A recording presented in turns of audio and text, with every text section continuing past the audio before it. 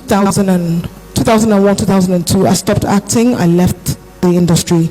I moved to London because it was a very dark period in my life. Like I said, I had these issues and, I just fell out with some friends I considered family.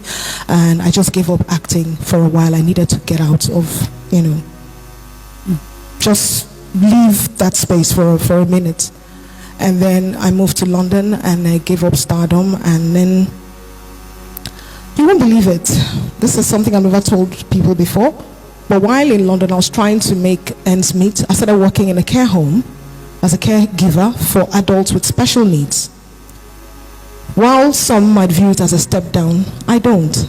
You see, taking care of others brought me joy and purpose at a time I needed it most. Because remember, I took care of my mother and my father when they were ill, because I was alone with them. And when I say taking care of, I'm talking about really taking care of, because you see,